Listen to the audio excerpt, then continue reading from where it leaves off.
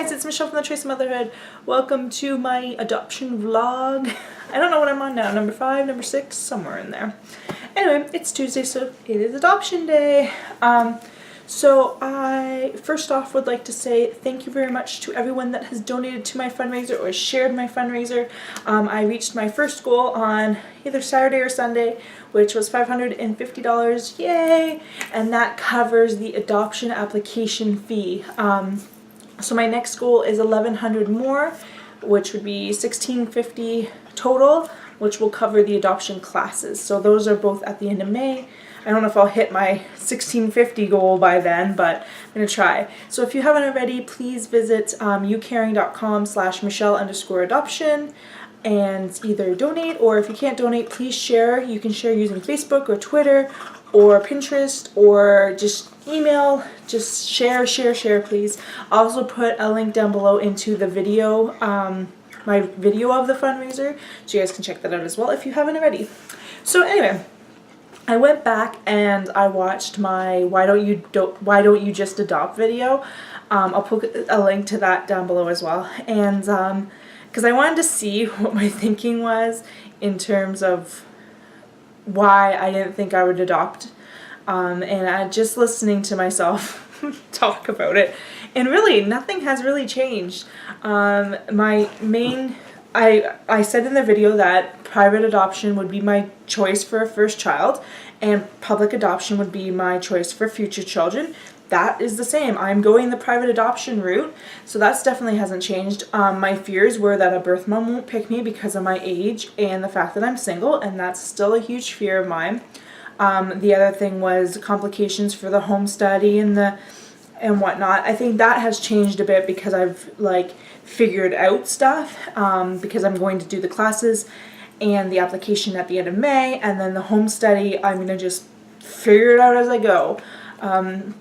I'm hoping if I can get the money, because the home study is $2,200, if I can figure out that money by the end of August and I can do the home study in August, that would be awesome, because what I can do is I can do the in-city portion right before coming back up here, and then come back up here and then hopefully do the home visit portion sometime in the fall. I just would rather do it while I'm in the city versus trying to fly out to do the in-city portion and then fly back, and then so if I can figure that out and I can afford it by then, that would be awesome. I'm trying to figure out, because my income level is under $60,000, they have a subsidy thing through the government that you get so much off. It's all percentage based on your income, so I don't know exactly how much I will get off, but I'm hoping to get something off, even if it's something small like 10%, because 10% off of $10,000 is $1,000 if my math is working right. And so that's a good chunk of money overall, when you think a big picture of everything. So I am looking into seeing when my home study is going to be, how I can figure that out, which obviously that's going to more depend on my meeting in end of May. I had a police check done for my work, so I'm going to see if I can also use that police check towards my home study, because if so, it's already done.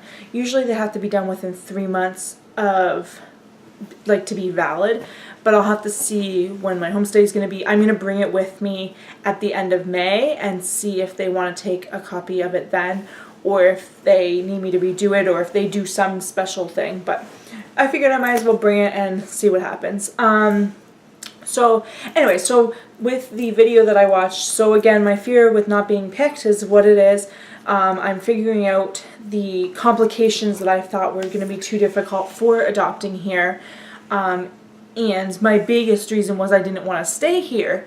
But I've kind of settled into the fact that I'm just going to stay here as long as it takes me to get a child, because having a child is more important than wherever I'm living. I can move whenever I feel like it. It's not like I'm stuck here forever, and if adoption doesn't work and I end up doing surrogacy, or if I end up doing God knows what, I always have the option to leave here. I just feel like staying here right now and doing the private adoption route is definitely the way I want to go in order to get a child. Of course, at the time, I think that was from February, I was still TTCing, and I had just had the chemical pregnancy, if my timing is correct, and as it being in February. So I was assuming that I would get pregnant again, and I didn't, and then I was just done, and all of that jazz.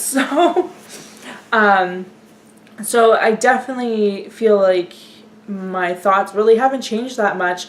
It's more like my perspective of them that has. Like the whole waiting forever for a child, like waiting to be matched, I'm more comfortable with that than I was back then, where I was just like, give me a baby now. I'm kind of like more laid back now, and okay, it's going to take a while. Let's just get through it, and when it happens, it happens. So yeah. So I'm also open up to a lot more special needs. I had taken a lot off that I wasn't comfortable with during when I was doing that video and my previous research. I had, after I chose to do adoption, I went online and I found like a list of possible disabilities that can be known at birth or before birth, and I made a very extensive list of what I'm willing to take and what I'm not, based off of my own research on what complications there are. Puppy. What complications there are, long-term, short-term, and all that stuff. People just love to call while I'm trying to film. So anyway, so I had gone through the list of possible special needs that are known at birth or before birth, and I went through each one, found out like long-term issues, short-term issues, and just to get more comfortable with what each one is. Because some of them I was like, I took them off the list just because I thought they were really bad, when really in reality, yes, all the special needs are bad compared to a normal child, but just like what I could deal with versus what I couldn't. So a lot of my special needs changed. One of them I'll just mention quickly is Down syndrome. I had mentioned in another video that I am not willing to take a Down syndrome baby. Totally different now because I've actually done the research and figured things out, versus before I was just going off of my little knowledge that I had about Down syndrome. So I don't know if I'm going to do like special needs videos, like if you guys want to see what special needs I'm willing to take and why I'm willing to take them, versus maybe some that I'm not willing to take and why.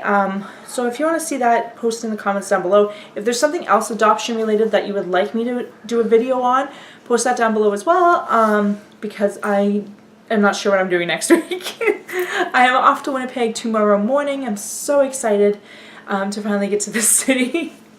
And then I have 1 week and then a short week, and then I'm back to Winnipeg again to do my adoption stuff, so I'm really excited for that. But anyway, if you have any thoughts or opinions or questions, or do you have a question? Do you? Oh, you want to say hi? You want to say hi to everyone? Whoa, psycho. You are psycho. What? You want to give Mommy kisses? No, you just want to jump all over Mommy? He is really excited to go to Winnipeg. But anyway, here's your toy.